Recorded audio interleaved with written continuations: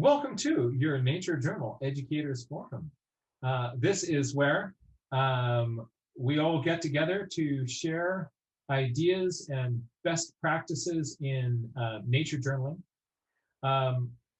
Today, I wanted to explore an area of inquiry that I think is useful. When I'm trying to get students to ask more interesting questions, sometimes people are kind of in a rut, and the questions that they ask are all the same type of questions. Like, what's that? What's that? What's that? Young kids will often ask, how long does it live? How much does it weigh? How fast can it run? What does it eat? And the reasons why we ask these questions, why those are the ones that are like just at the tip of their tongue, is because, you know, like when there's a set of cheetah facts on the back of the milk carton, those are the categories of kind of the canned facts. So, you know, there's a lot of people who like, you ask them, like, how much does Stegosaurus weigh? And they know. There are like these Stegosaurus kids out there who know how much. Anybody know some of these people, like they like memorize their dinosaur facts, and they know how much Stegosaurus weighs. But I don't think those are necessarily the most interesting questions that we can ask. And so there's a little heuristic that kind of can prime us to ask different types of questions. And I wanted to share this with you. I first came across this in when I was looking at elementary schools. There is a public international baccalaureate school that is literally next door to my house. So I get the balls from this school flying over my fence on a regular basis. Right now, there's 2 of them in my yard, right? And so we play with them for a little bit, and we toss them back when they're doing PE or something. And they're like, look, the ball came back, right? So I had to go check out the school. And because wouldn't that be convenient? All the kids would have to do is climb over the fence in the morning. And in every classroom, there was a list of question prompts. And I looked at it the first time, I was like, oh, that's neat. And then I looked at the next one, that's neat. And then I saw it in the 3rd classroom, and I said, okay, I got to take a closer look at this. And I started looking at the questions, and I went, oh, this is some next level stuff. These are really, really good prompts for thinking about just about everything, and that should be on every tip of everyone's tongue. And what I wanted to do is to share this list with you, give us a chance to kind of talk about the implications of some of these. And also, because we've got the brain trust here, see if there are things on your list that are not on this one, in which case we get to do the, you know, IB school core question list 2.0, or if they've got it. All right, so I'm going to share this with you. And maybe the easiest thing to do as we're first kind of looking at it is just everybody grab a piece of paper and just to write down, there's about 8 of them. 1, 2, 3, 4, 5, 6. Yeah, there are 8 of them. So just 8, write down these 8 kind of categories. And then we will kind of talk about them, because I think that this is, even if you're not an IB school, these are really, really, really good questions. And Here they are. No, that's still me. Here, yeah. All right. So I put these into, this is a page from How to Teach Nature Journaling. If you don't have a copy of this book, by the way, you can get a free download of this entire book on my website, made by myself and the amazing Emily Lygren, and the mind-blowing introduction by Amy Tan. But here is on page 92, the list. So it's form, and their little kind of short tag for that is, what is it like? Function. How does it work?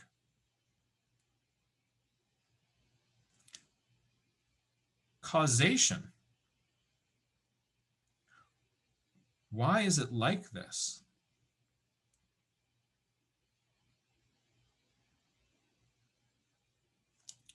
Change.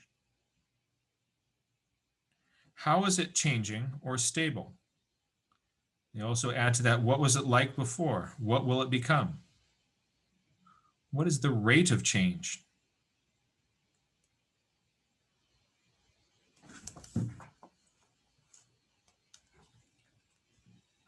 Connection. How is it connected to other things? How is this a part of systems, of a system or systems? What's interesting about this first group right here is that all of these ones were also identified by the American Academy of Sciences in their recommendations of what kind of go into the cross-cutting concepts for next generation science standards. But the next three aren't. The next one is perspective. What are the points of view? What is another perspective on this? That one makes the hair stand up on the back of my neck.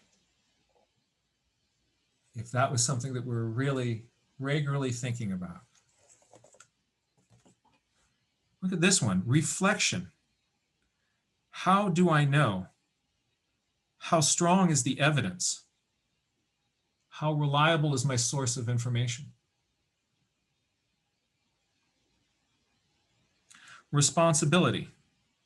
What is my responsibility? Crazy, right?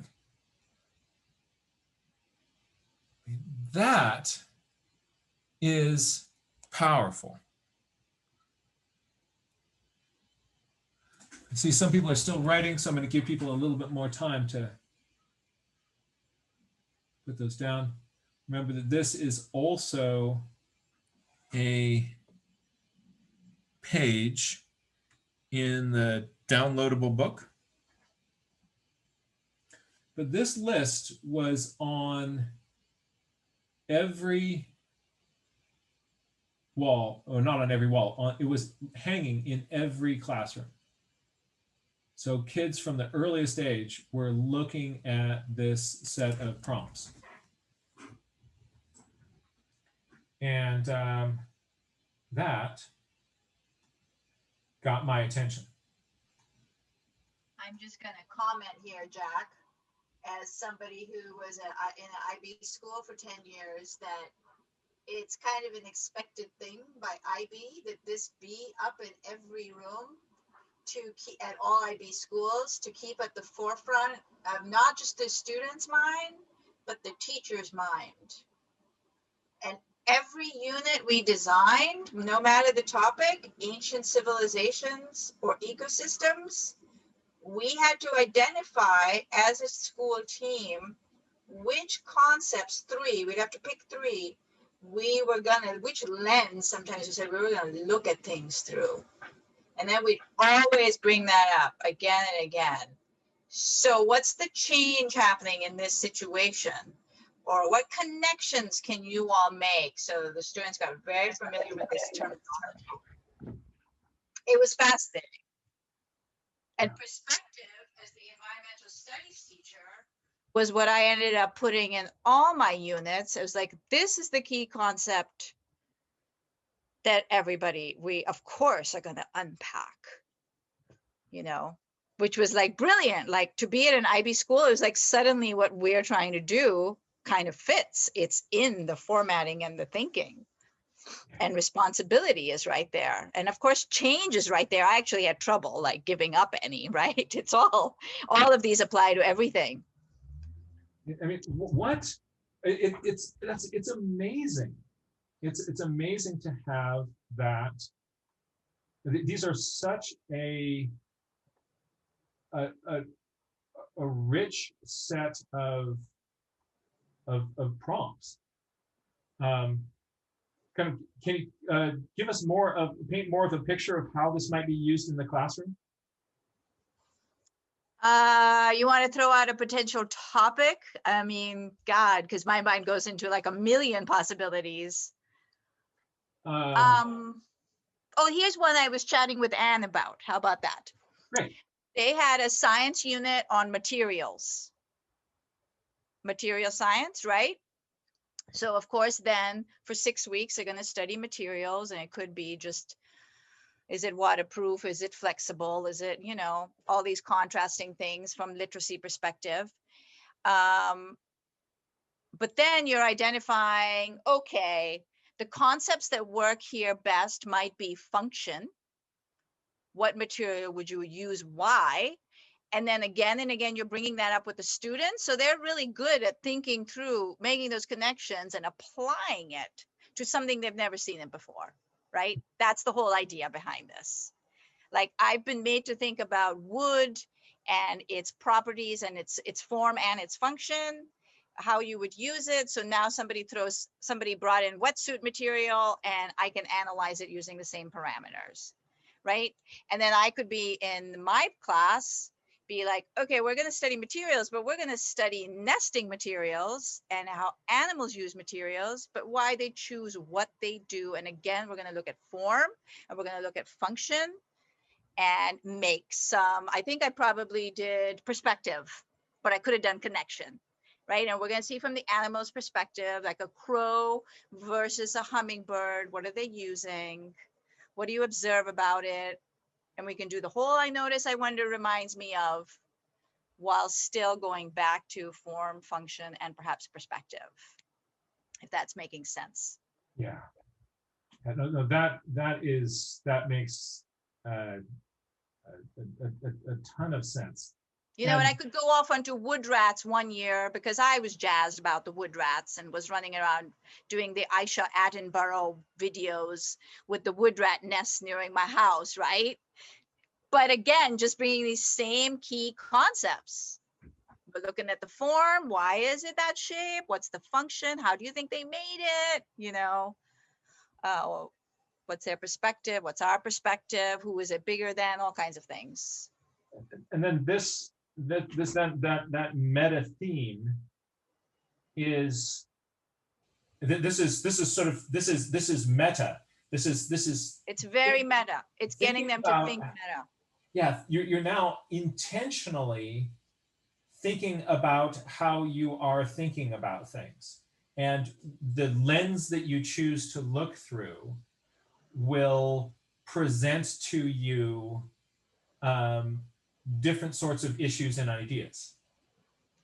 And like, here's another example. We're using a very different key concept, is when a classroom did a homeroom unit on, say, the past, right? History, let's try and understand how things were different in the past.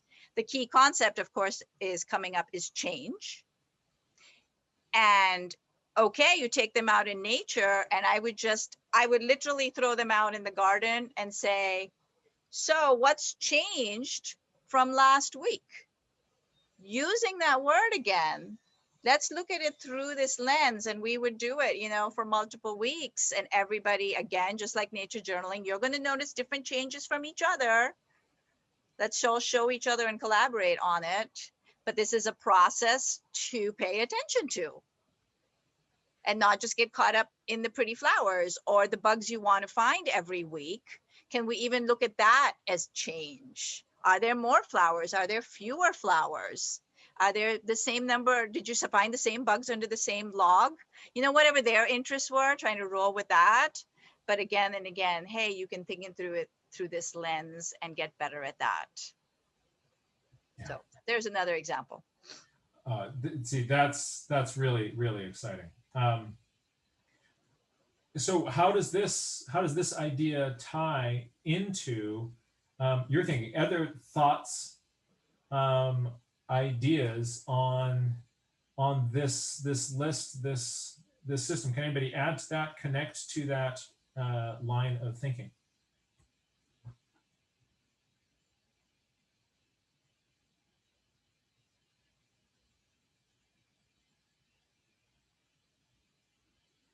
So let's try this. Let's try a moment of just free write in the chat. Don't hit send on the chat yet, but I'm going to ask everybody to take a look at this list, decide which one for you is one that right now has your brain going like, ooh, that's really, really interesting to have that as a prompt. Decide which one is for you and just a brief sort of statement about why. All right, let's just take, we're going to take 30 seconds to do that. Don't hit send quite yet.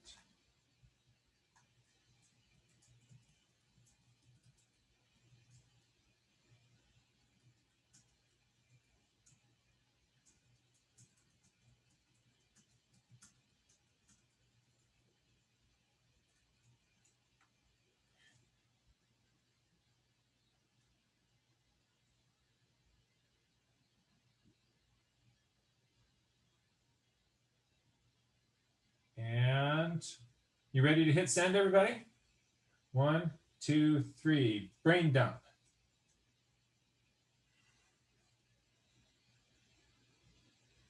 Take a look at what other people wrote here.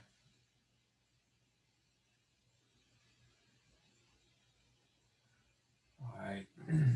So Anne is pointing out that the reflection one is all about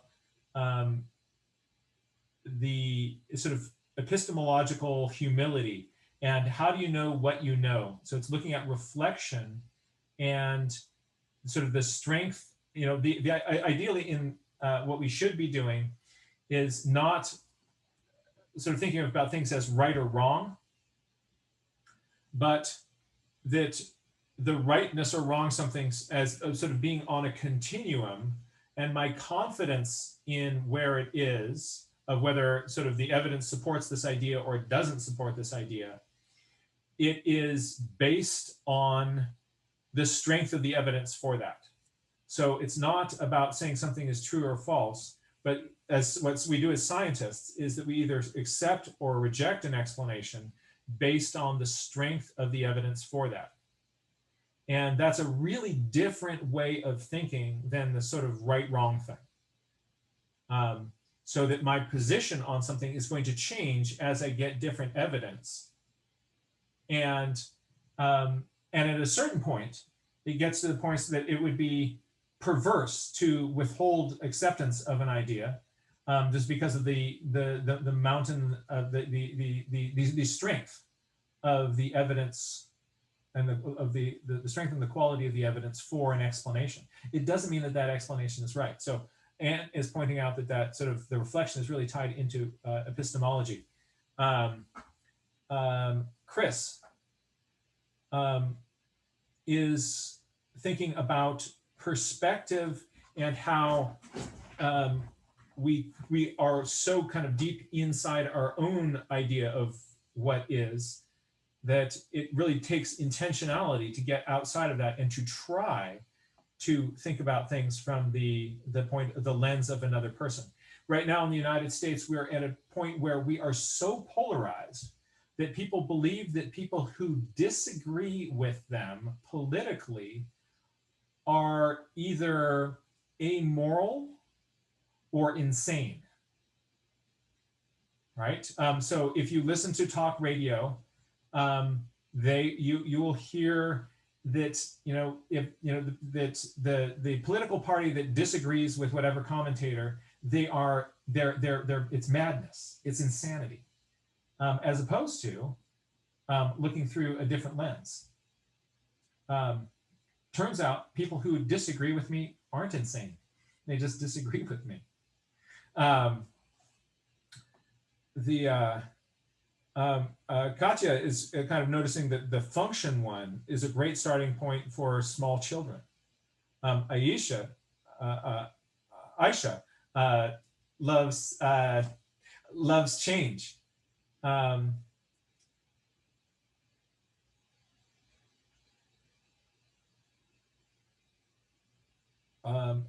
Ivea is into form.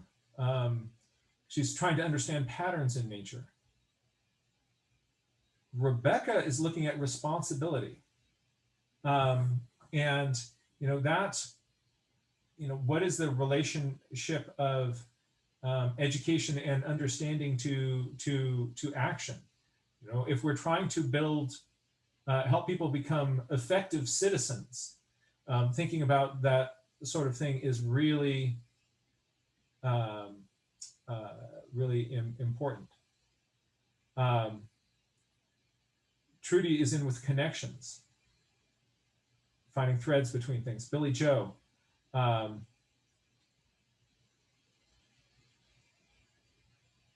Doesn't have this system in Canada. So this system is not fully throughout the United States. So it's just this is for international schools. It is partially embedded in the cross-cutting concepts which we do have in our standards in the United States, but not fully. Things like perspectives, reflection, and responsibility aren't part of the cross-cutting concepts. Billy Joe, you've got a number of really interesting comments in here. Could I put you on point first to sort of get us wound up in a discussion on this?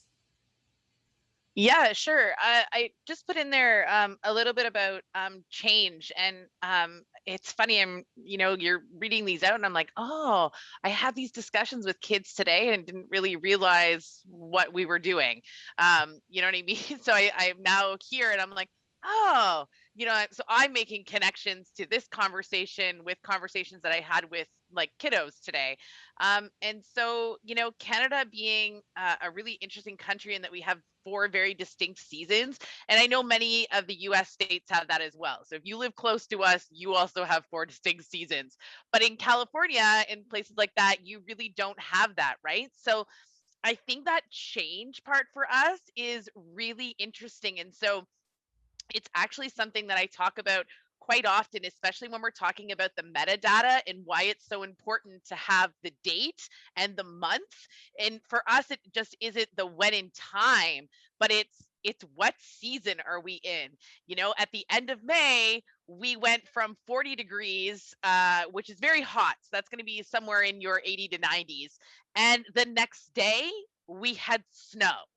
So, just being able to see that gradient and how things are changing, and then to also see, like, watch our plants go through a full hibernation and then to come back out to really look at that seasonally, right? So, and I think because when school is, we're in school from fall, winter, and spring, getting into summer.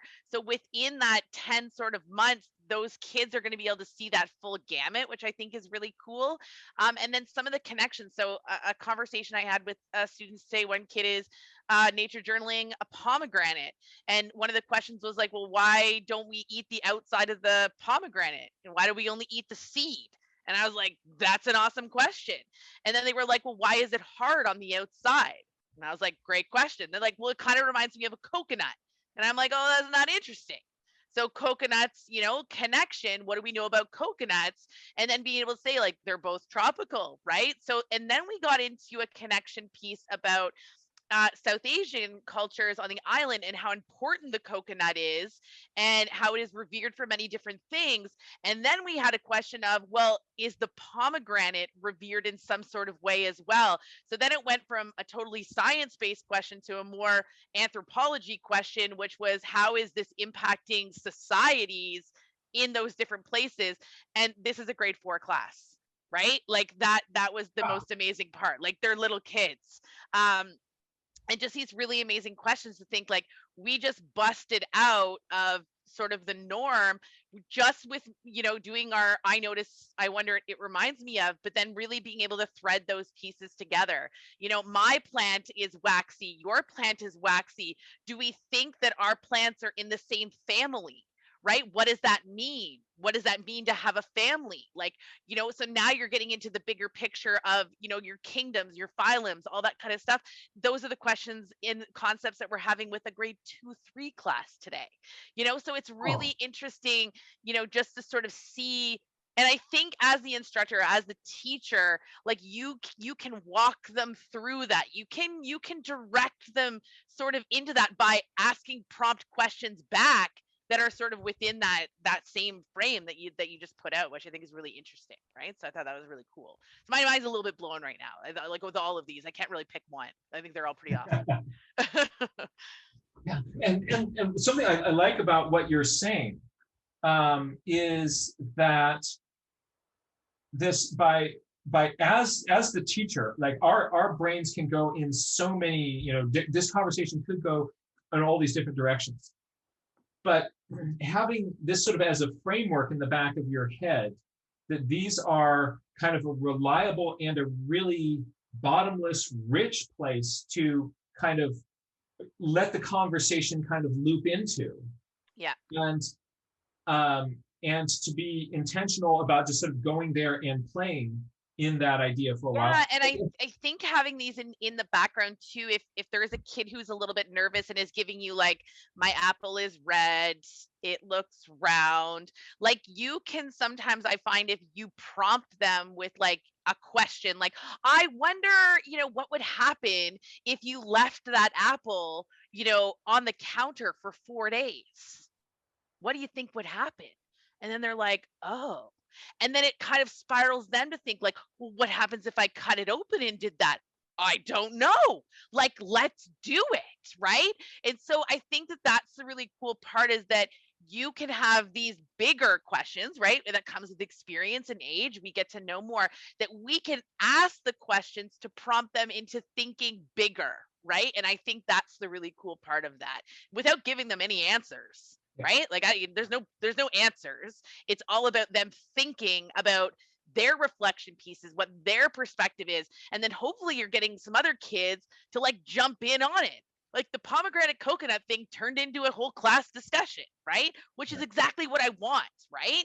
Is that those kind of free thinking big ideas where they're not looking for the answer to be right. They're looking to have a thought.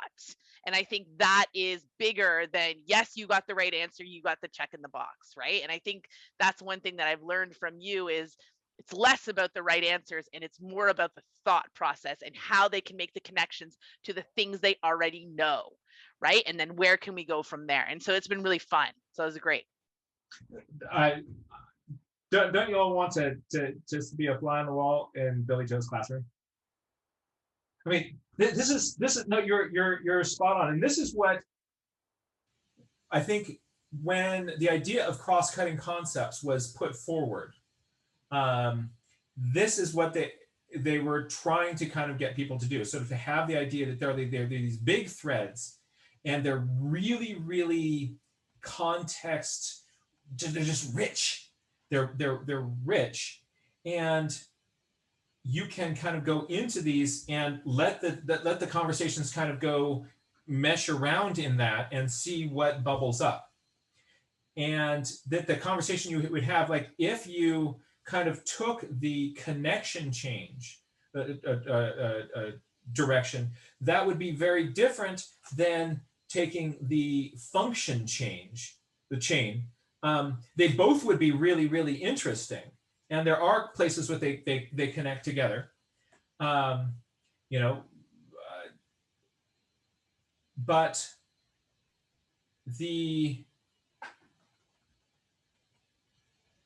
it gives us in our discussions we want, I like to have kind of a mental scaffold, something I'm kind of going back for, like, oh, I'm thinking about causation, right? And that this, and just sort of having the comfort to know, like, yes, breathe deep. It's a big area, and there are lots of ways that this can go. And however this conversation goes, it's going to be rich. And Yeah. so let's go there. And I think it's so crazy too, because it's sometimes harder, I find, for older students who have been in like the school system to not just let it go, like let go of the fact that they need to have the right answer. That when I ask them a question, I am looking for an answer. I'm not looking for an answer. I'm looking for what you think. And we have a lot of English language students here in my board. And so I was working with students just in the last couple of weeks who English is their second language. So I had all students who spoke Arabic or Japanese in this class, and their English was extremely rudimentary. And we did nature journaling, and I did 2 sessions with them, and I gave them a longer time. So we had like over 2 hours per session. And when we got to the I wonder part, I said to them, okay, this is where you get to sort of, nature nerd, you get to be excited and wonder what's going on. And so every time they didn't get it, what it meant, because of the schooling system that they came from, it was like the right answer. And I was like, no, I don't want you to come up with the answer. I just want you to ask the question. And it took them a while, but then they were like, oh, I get it. And now they're using the new words that they learned in their I notices to prompt these questions that they actually didn't know the answer to. And it was awesome. And to be there and be a part of that and get them to learn, like, it was awesome. It was just really, really amazing. But it's that abstract thinking, right?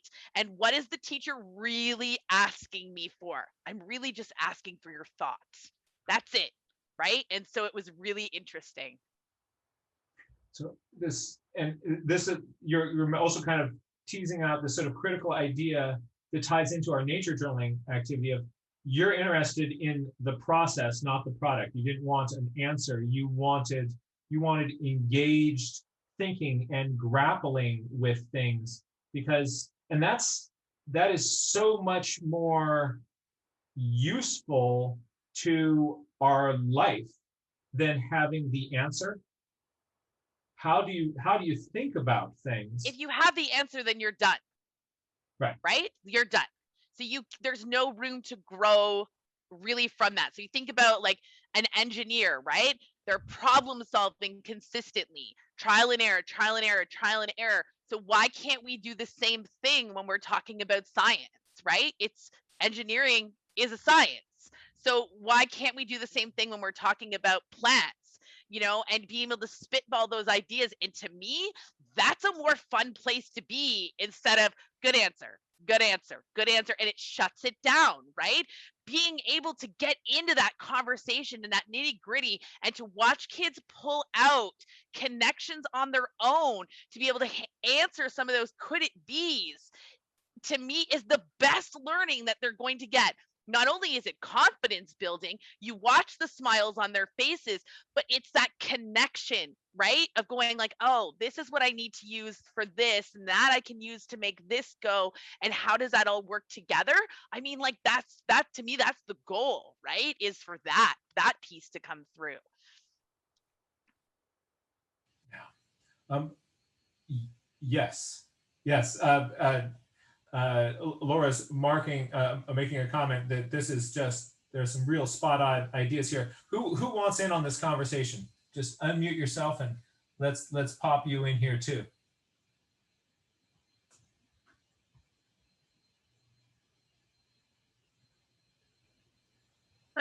Hi, I'm Rebecca. It's my first time here.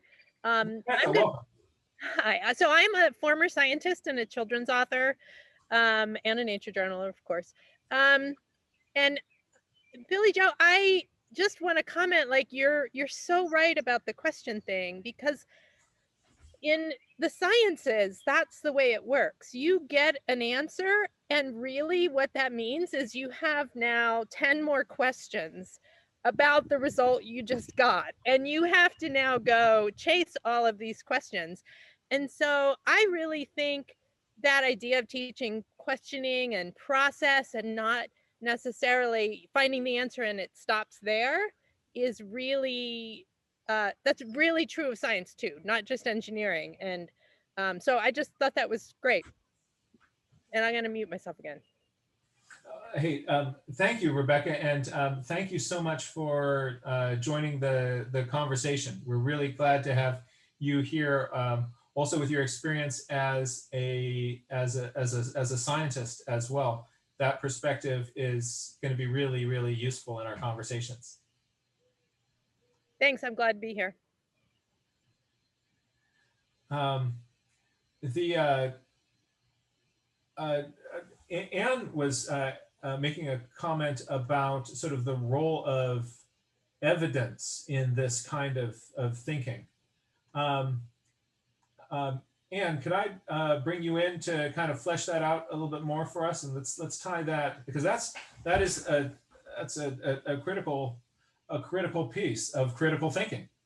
Is what is the Yeah, absolutely. And as Billy Joe was talking, I was thinking, one of the things that we try to do at Point Blue Conservation Science is approach things with an open mind that is willing to be changed by good evidence. So you might think you know the answer, but maybe there's something you've missed. Maybe somebody can add something to consider. And so just part of our whole communications philosophy is to really listen and really be open to, it has to be evidence-based arguments. It can't just be some wild opinions that don't have anything behind them, but that openness to change your mind and to really listen and look and continue that process. And I love it, Jack, when you say that, done is for baking, right? Right. Maybe the cake is done, but your thought process in nature journaling is not done. You might think, okay, done, but what more, what's the next step that you could do? Maybe explore that a little bit. Yeah, and yeah, things that we think we're figuring out. When you kind of take it back to that slider of evidence supported by evidence, not supported by evidence, and every new little piece of evidence should move you on that slider. It's either going to be like, yep, that, yep, or no. And so being willing to move yourself on that sort of, you're accepting or rejecting an explanation is provisional, and is only as strong as the evidence for that. A great example of that is our understanding of gravitation, and that since Newton, we've been getting a slightly better understanding of how that works, and then we kind of figured out that actually the Newtonian physics doesn't, there would be these anomalies which we can't explain, and then the orbit of Mercury doesn't make any sense then, what's going on with this, and then Einstein kind of updates that, and then Einstein updates Einstein, and then quantum understandings of sort of the particle physics are updating that, and we're getting a better and better and better understanding of gravitation, a better explanation of it, but it doesn't mean we're right. So our understanding of gravitation is provisional, and it's based on the evidence that we have, and it's also useful, right? So we've come up with a useful explanation, but it doesn't mean that we're right. We can get a bunch of new information tomorrow, and if it kind of would and that could give us, less reasons to have less confidence in our current explanation of it. But our current explanation of it is good enough that we can send up a rocket out of the gravitational field of the Earth all the way to Mars and have a section of that decelerate at incremental sort of decided points to land on the surface of the Mars and then launch a freaking helicopter, right? That's a good, that's a useful, our explanation of gravitation is useful, but it doesn't mean that it's right. And it's still going to be provisional to change. And can I bring in you on this, Laura?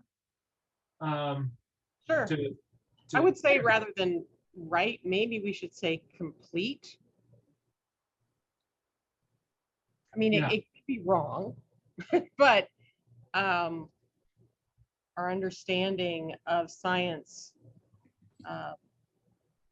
like relativity and all that, through mechanics, a loop, but mechanics works really well for the physical domain. So it's a model that works really well and is usable. And if you have, probably our brains are not capable of actually understanding all the complexities. So part of what scientists do is to take the wonderful complexities of the universe and construct models that our brains can comprehend, and can predict things. And, but you always keep in mind the limitations of your model, the assumptions of your model, and then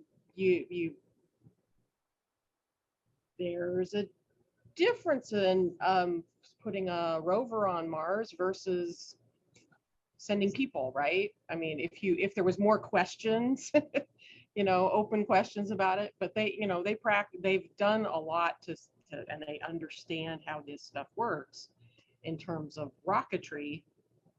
But now they're, of course, looking at things that have to do more with life sciences before we send people off to Mars, but and what happens to people. But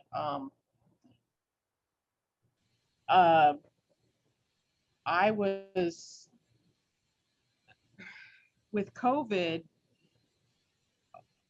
this came up actually last semester with my students in terms of, well, actually both semesters, people not understanding that really the nuances of science enough to understand that we could be told do this and then don't wear masks and then do wear masks, and that it didn't mean the science was bad. It didn't mean the science was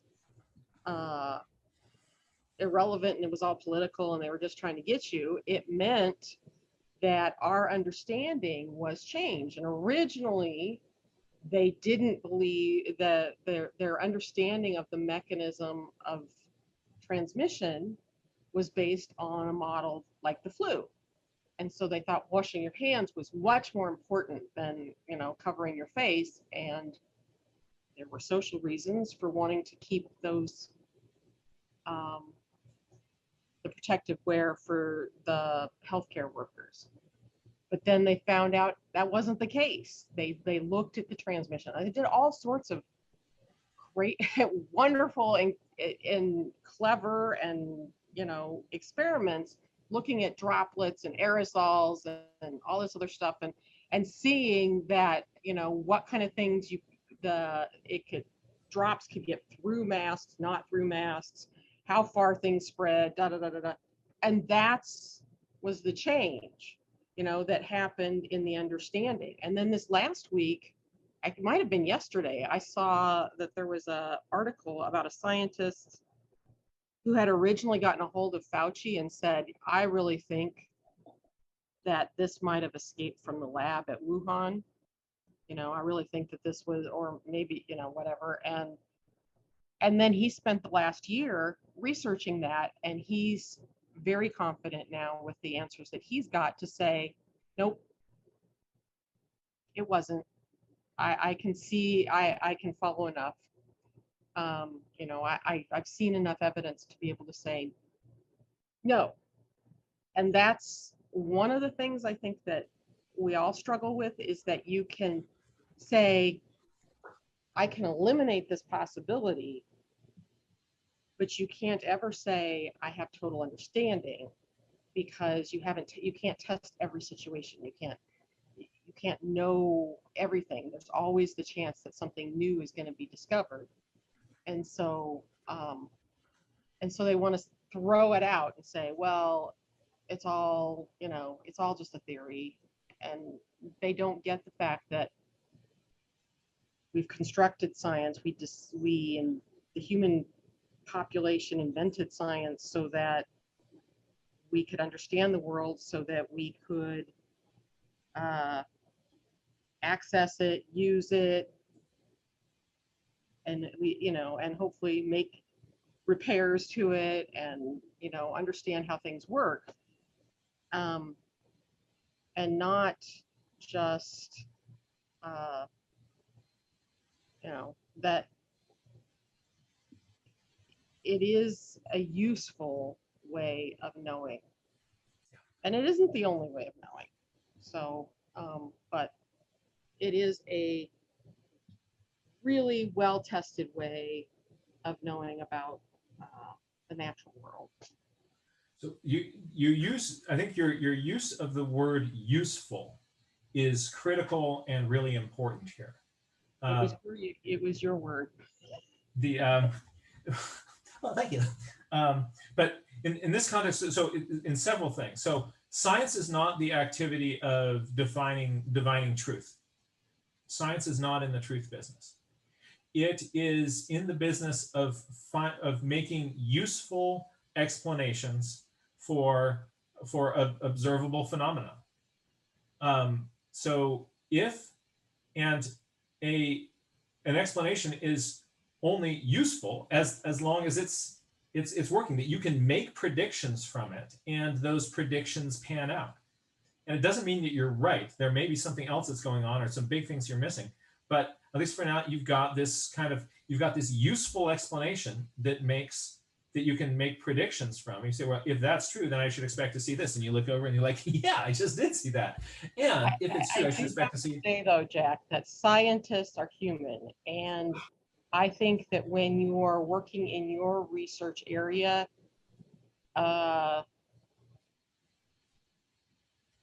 in the front of your brain, you're thinking, I'm right. Oh, this works. Yes, I understand. Right. And it's not, oh, well, I've gotten as far as this is a very useful construct. I mean, it is, but it isn't.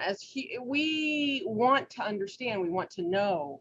And so I think that's also part of what happens with everybody else. But you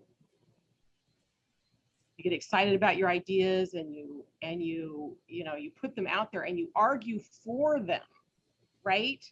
And then you're not arguing mine is more useful. Mine, in the heat of it all, the argument is the way my model fits better. And because I'm closer, I think that they probably think I'm closer to the truth. I mean, it just, in my experience of doing my own research, is like, I think you still imagine you understand that you've gotten a little bit of an insight into the universe. I agree. So, and that's also why science is not an individual act, but it's a team sport. Because there's a process and a methodology here that is kind of takes into account that the people doing this are human beings, and human beings, we make mistakes. Sometimes we're politically motivated. Sometimes we're trying to get a grant. Sometimes I'm trying to get tenure and I want to get more stuff published. And so what we need is a self-correcting process, because we know that lots of of so statistically, a large percentage of positive findings that you're finding are going to be wrong. There's lots of published research that is wrong, and It's not reproducible. Yeah. it's not reproducible. And you kind of can go back and you can look at like, oh, actually, yeah, here was where your mistake. So we have peer review. Leslie mentioned sort of checks and balances. So there's peer review process, and peer review process are also, you know, fallible. But A lot of privilege in it. but we have a but sort of knowing that this is a process by human beings doing this act, that we're looking over each other's shoulders. I know that I have my own biases as I'm looking at these things. And when I kind of get my pet idea, I now have a dog in the fight, and that's going to change the way that I'm just trying to be as unbiased as I can. And that's why we have, you know, also coming up with strategies like, you know, the double-blinded placebo-controlled trial is there because human beings are squirrely.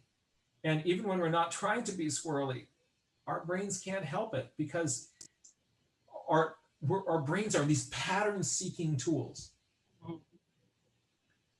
And so there's then a self-correcting thing built into science. So who are the people who are publishing the papers about how many published scientific papers are false? It's scientists. And we're looking at our process, like, you know, and where in what fields are there replication crises? And, you know, what does that really tell us? But the fact at the end of the day, what's different than about science, and from my perspective, is the methodology. Is that there's a methodology here that is looking at the evidence, and given enough time, we're going to be self-correcting. We've got these human beings doing it, and we can get an idea. We can test that idea, and then support, and if that idea pans out, you're getting closer to an accurate understanding of the world. So, for instance, a few years ago, when I was in college, HIV was a death sentence. Or AIDS was a death sentence.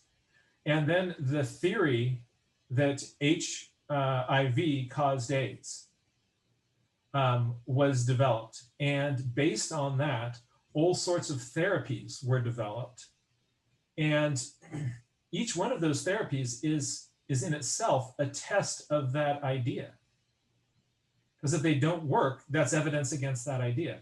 And now, HIV is a real inconvenience in some parts of the world where there is good access to medicine, but it is no longer a death sentence. And policies and activities that work to reduce the spread of HIV reduce AIDS. And so you can see that that's where we kind of come to this idea of useful, that there may be parts of our understanding that are really not complete, but the idea ends up being really useful. And I'm sorry for that monologue. Yeah. Science is very, very cool way of understanding and looking at it. And I said the thing about knowing because I'm gonna be looking at some ways of Indigenous peoples learning. You know, I'm excited to find. I don't really know, but I'm kind of like, well, wait, how did they figure these things out? And what do they, well, yeah, I'm very biased in my perspective as a scientist. You know, it's like, well, but then, you know, that, oh, but this is the way to do it. This is how we figure things out. And then, you know, if you look at science, you see that at the very basis of it is logic, right? Logical argument. And there's no reason why logical argument can't, you know, be part of other people's ways of understanding. And then how do we pass the knowledge on and make it useful for everybody else is the nuance. And, you know, science was not something that was accessible to the populace back when they were first figuring it out. You know, heck, they were burning scientists at the stake. So, because it was a competing way of understanding the world. And then now, you know, and then scientists did become somewhat authoritative, and that people just sort of accepted what that, and then people use the fact that other people use the fact that scientists enjoyed a level of authoritativeness to get people to buy things and do things based on science says. And I think that's part of what's led to this downplay of the usefulness and of science. So, but I'm excited to find out, because my inkling is that, you know, that there's different ways of transmitting knowledge and using it. And if you think about it, I don't know whether it's true or not, but I think of science as something that's used, it should be, its purpose is to understand and make the world a better place. There's lots of other cultures that have that same goal in mind. And so I'm excited to find out about it. So. Oh, sorry. I should, let's bring you in on this. Aisha. Sorry. Hey, I got very busy riffing on Billy Joe there. I was going to say, just because this has led off into the whole reflection piece and about science, and reflection is one of the key IB concepts in the list Jack showed. But what's very interesting is IB, International Baccalaureate, the powers that be, actually realized reflection was so important that they took it out of the list, and it is a given that you include reflection in all the learning with the students, as opposed to, oh, in this unit, reflection is going to be one of the concepts we're going to bring in, but not in that unit. They finally were like, wait a minute, why would we never reflect on our process or our biases or whatever? And all of us were like, you're right. Wow, when they told us that. So now it's just 7 concepts instead of 8.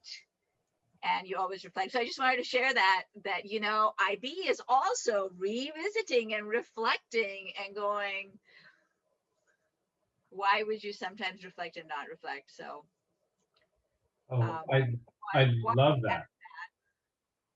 And the other thing I wanted to throw out, because Laura started talking about COVID, which was, my teaching was online, obviously. Why am I saying such an obvious thing? Maybe because it's summer and now it's like, oh, what's happening? But since those key concepts were always in the back of my head, I was like, I'm going to work with connection and perspective and see what other start a small unit on what other species get diseases, get viruses. And so we started with tomato wilt virus, right? Actually, no, I think we might have started with something a caterpillar gets. And then we moved on to tomatoes, and then we had everybody was just kind of like, what? I didn't know they got sick too. And then I had them start researching their own. They could choose a pet or a plant or whatever. And what I was looking for and told them I was looking for is what connections could they make? What similarities with other plants or species or with humans? Like some kids figured out that this species of caterpillar, it was spread by contact and they needed to socially separate as well to stay safe, which I was like, you got it, right? Like you're thinking through this and making those connections. So that was like, it was a good project and it was good growth for me too as a teacher, again, just pulling on like the sky, like there are those concepts floating around or posted in the classroom or behind your desk. Be like, which ones am I going to pull for right now? So I wanted to show that. I think that's all I wanted to share. Can I just quickly add something? Would that be okay? So just going on Laura's discussion about the Indigenous perspectives. So here we have many Indigenous groups up here in Canada, and it's there's a lot going on with that right now. And we've brought in some Indigenous elders into the field centers to get some perspectives and see their way of learning and how we can sort of integrate that without oh my gosh, I'm losing my train of thought. Nope, I can't remember the word. Anyways, doesn't matter. Basically, like teaching what we're not supposed to be teaching. And so one of the things that was really interesting, one of the guys who was part of that group, his name is Bill Morrison, and he's Métis. And he let us know that most Indigenous groups believe that everything has spirit in nature, right? And so many of us who live and sort of breathe in that world believe that. But I like to bring that up when we are talking about sort of that Western science perspective. So in grade 1 here, they learn about living versus non-living. And so I'll say to the kids, like, what's living, what's non-living? And they're like, a rock's not living, right? Doesn't do all this other stuff that science says that it does. And I'll say to them, that's so interesting, right? So my friend Bill, he actually believes that it has spirit, and they refer to rocks as grandfather. And then they're like, oh. And it's like, well, I said, could you imagine if this rock could give you a teaching, or this rock could tell you a story? What would that story be? Because this rock has been around since before the dinosaurs. And so being able to make them think that it's not always just the Western, like what the scientists are saying, but also bringing in that other perspective, right? And that other piece, which, is Indigenous. They were here before everybody else. And then if you're able to meet with Indigenous peoples and get their perspective on how they figured that out through their own oral teachings, or what they were watching, like for the maple syrup, were they watching the squirrels eat the trees and then being like, oh, they're licking the tree in March. That's weird. Why would they be doing that? And so looking at all these different perspectives to sort of bring that in, I find it's really interesting to have kids kind of go like, huh, right? So, even talking about Dr. Suzanne Simard, she's the lady who has figured out the trees talk, right? Like that's mind blowing for kids to realize that messages are being sent from tree to tree, right? And again, when I talk to an Indigenous person, they're like, yeah, we knew that, right? And so it's just really fascinating, right? So I just wanted to sort of bring that in there. Yeah, Aisha, yeah, go for Billy it. Joe, I was just reading that even in Western science, it has changed, right? I was just reading that book, Brilliant Green, about plant intelligence, and they said, it's hard to even believe this, that they said they used to believe plants weren't living things. Right. And when you look at those ancient classification systems, they were there with the rocks. And that kind of even blew my mind. It was like, how could you not think this is a living thing? Right? It's so cool. And so this it's like changing perspective on things. And I find science to a certain extent, especially nature science, is actually adopting a little bit more of that sort of spirituality part of it, right? And so Dr. Susan Simard, who has proven using like chemistry and like all this stuff that she was able to figure out that the trees were talking and passing messages, and she's got this amazing book out right now that I'm reading, and I'm totally nerding out with her, and it's awesome. But to be able to then say, she's bringing in another perspective because she's referring to them not only just as trees, but as mother trees or hub trees. Again, adding that sense of personality or spirit to it has also been proven that more people will connect better with it if they feel that it has spirit. They will also potentially look after and care for it more. So it's interesting to think like how that is changing even in the way we teach science, because we need people to care, right? We need them to care in order to switch things and make it better. So I just thought that was a really cool like piece to it, that even that perspective, again, coming back to our original thought process, is looking at that as well. So kind of neat. I think that scientists are really finding they're starting to really grasp the fact that they can't just lay out, this is our knowledge, and that people will then do the right thing. And that's why, you know, I mean, the AAAS has been, which is the American Association for the Advancement of Science, has been doing trainings on communicating with the public, and we've seen people start to step up, and it's like we can't just keep trusting other people to take the knowledge. And do what they, I mean, we have lots of proof actually that people don't use the knowledge necessarily for good things. And so people, so I think science is evolving right here, right now, in that perspective of how that part of the communication is not just with each other and let's, you know, peer review and, you know, build our knowledge together, but how do we interface with the society at large, and, you know, and that there is this moral imperative that is associated with it. You know, we're all on the same planet and we got to all get together and work together to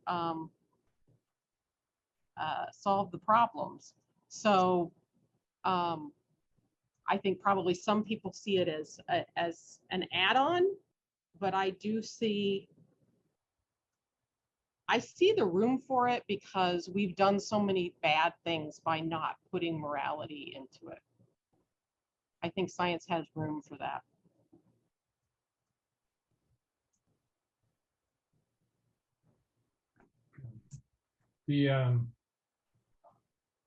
I sort of find myself thinking more and more these days about sort of my role in sort of public understanding of science. What is science? What isn't science? How is it useful? How is it a decision-making tool? There are lots of people who will,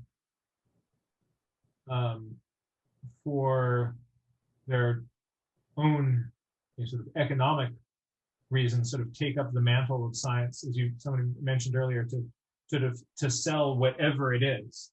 You know, just kind of going back to early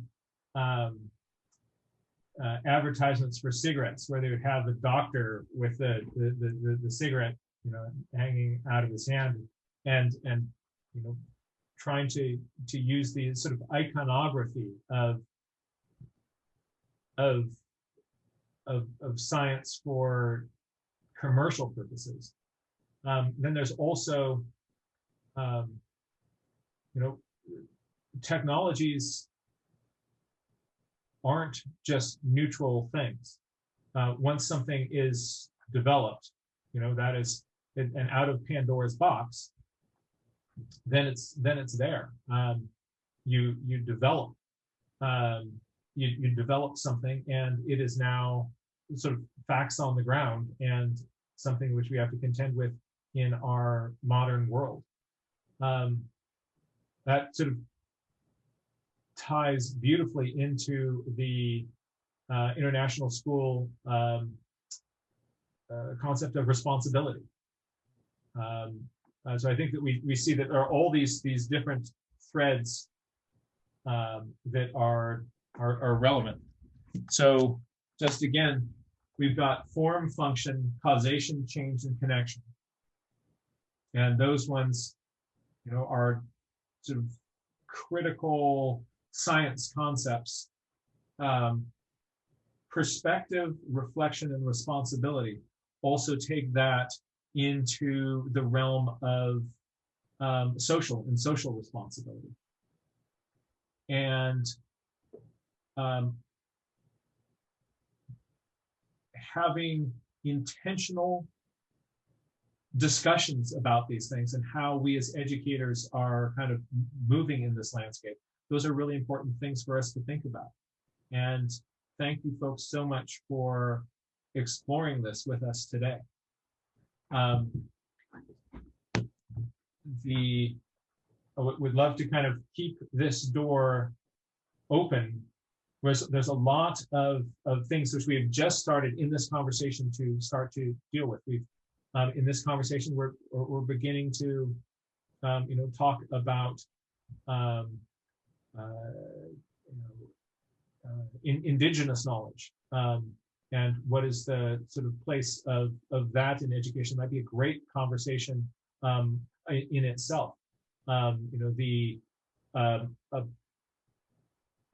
you know, where you also have sort of appropriation of native elements. And then there's also respecting Indigenous knowledge. And what does that look like? And what are these different ways of knowing? This conversation has tapped into all sorts of really, really powerful threads. And I look forward to exploring these and more ideas with all of you in the future.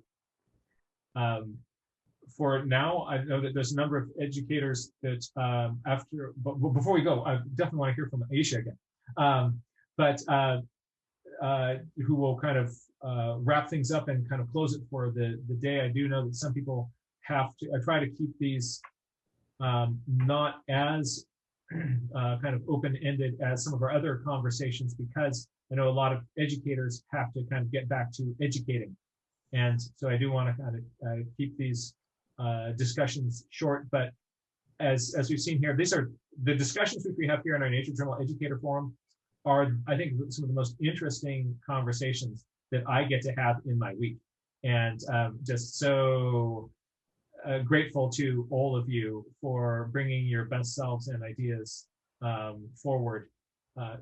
To close this out, Aisha, please, thank you so much for giving us the background of your experience with the international schools. And here we go. I did. It can wait for another time, Jack. Oh, I think this is a great time. Okay. I just wanted to share because I feel like this is the right group. I was so excited About something I started the last year of teaching. I don't know why it took me there that long at the IB school.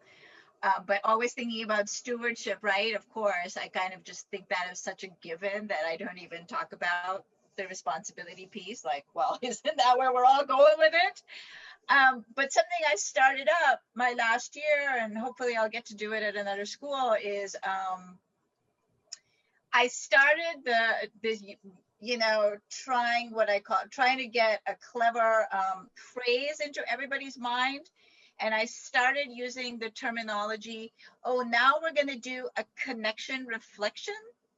Because I wanted, no matter what, for everybody to leave with ecosystem thinking.